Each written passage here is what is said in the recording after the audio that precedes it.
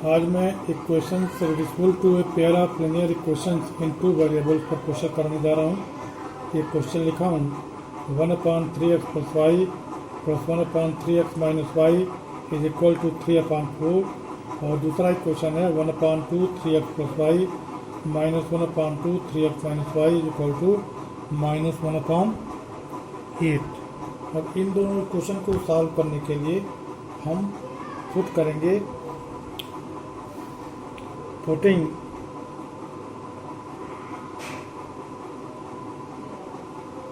putting 1/3x plus y is equal to p and 1/3x minus y is equal to q in the given equations.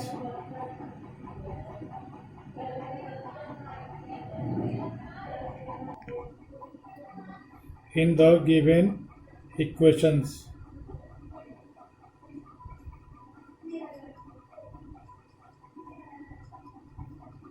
we get,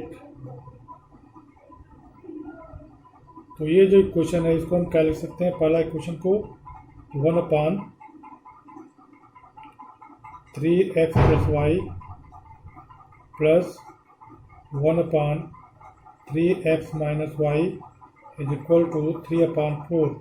तो इसे हम क्या लिख सकते हैं, p plus q is equal to 3/4, क्योंकि 1/3x plus Y की जगह पर p रख दिया और 1/3x माइनस वाई की जगह पर q रख दिया।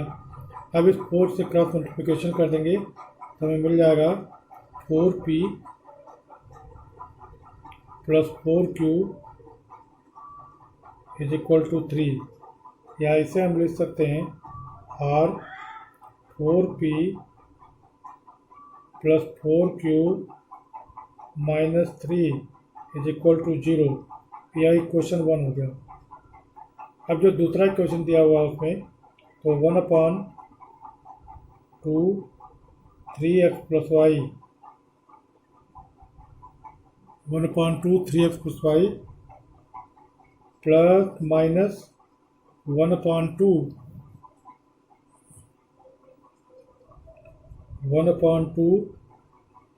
3x minus y 3x minus y is equal to -1/8।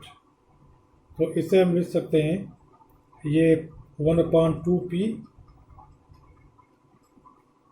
और -1/2q इज इक्वल टू -1/8। अब इसमें हम ऐसा करेंगे, क्रॉस मल्टीप्लिकेशन कर देते हैं तो 8 से इधर गुणा हो जाएगा और इस 2 से इधर गुणा हो जाएगा। तो या इस इक्वेशन को 4 से अब हम इस इक्वेशन को 8 से मल्टीप्लाई कर देंगे तो 8 से मल्टीप्लाई कर देंगे तो मिल जाएगा 4p माइनस 4q माइनस 1। अब इनको सबको लेफ्ट साइड में कर देंगे तो 4p minus 4q plus 1 equal to 0। यह इक्वेशन 2 है। अब इक्वेशन 1 और 2 को दोनों को हम सॉल्व करेंगे। तो इसको हम पहले दोनों को एक साथ लिख लें, 4p माइनस 4q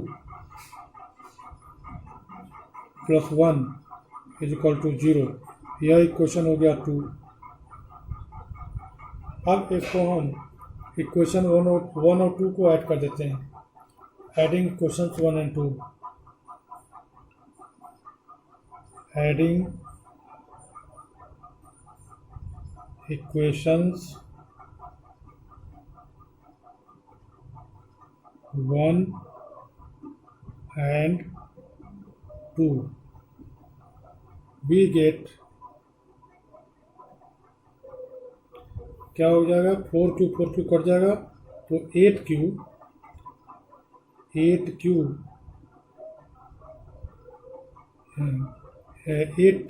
8p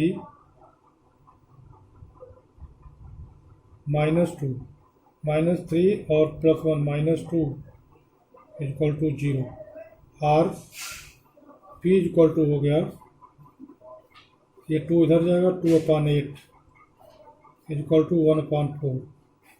अब यह p की वैल्यू हम किसी एक में रख दें, तो हम इसी में रख देते हैं इसमें, तो ये p इक्वल टू 1/4 इसमें रख देते हैं। तो putting the value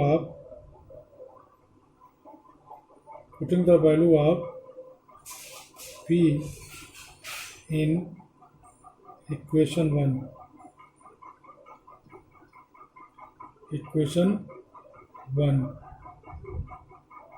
we get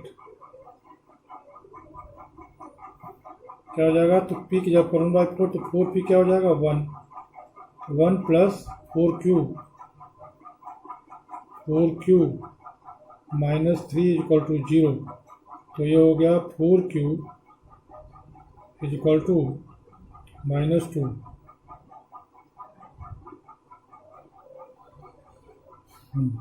4 cube -2, 4 cube equal to +2।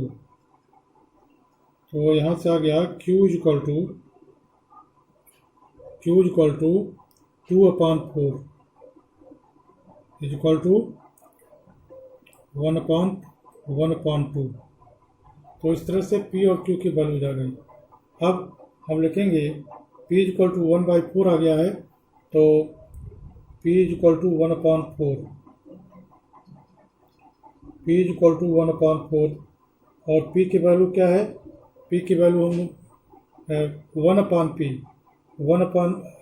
तो 1/p इक्वल टू कितना हो जाएगा, 1/p इक्वल टू हो जाएगा, या p की वैल्यू यहाँ से रख देते हैं, p की वैल्यू 1/4 है, तो और p की वैल्यू यहाँ पर 1/4 है और यहाँ पर p की वैल्यू 1/3x प्लस y है, तो 1/3x plus y equal to 1/4।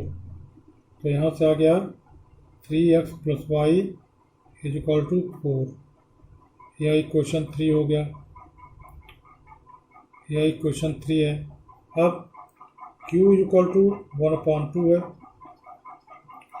तो q की वैल्यू क्या है 1/3x minus y equal to 1/2। तो यहाँ से क्या आ गया 3x minus y equal to 2। यह इक्वेशन 4 हो गया। अब हम इक्वेशन 3 और 4 को ऐड करेंगे।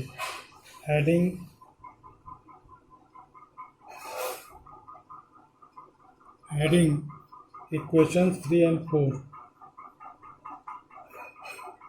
इक्वेशंस 3 and 4, we get, तो y कट जाएगा, ये हो जाएगा 6x equal to 6, 6x equal to 6 और x equal to 6/6 equal to 1। अब यह x की वैल्यू हम इक्वेशन 4 में रख देते हैं। Putting the value of x in equation 4, we have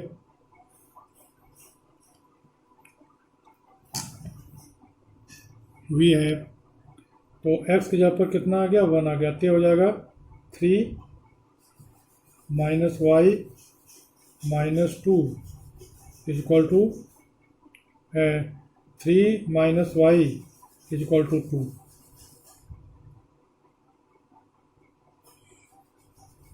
तो ये हो गया minus y equal to 2 minus 3 और माइनस y इक्वल टू -1 और y equal to 1।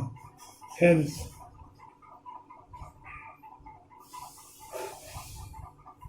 we have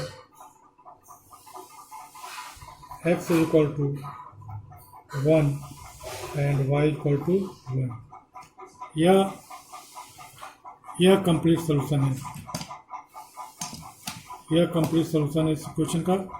मैं समझता हूँ कि आप लोग समझ गए होंगे। बहुत अच्छा क्वेश्चन था, थोड़ा लेंदी जरूर है, 2 बार सॉल्व करना पड़ रहा, लेकिन अच्छा क्वेश्चन है।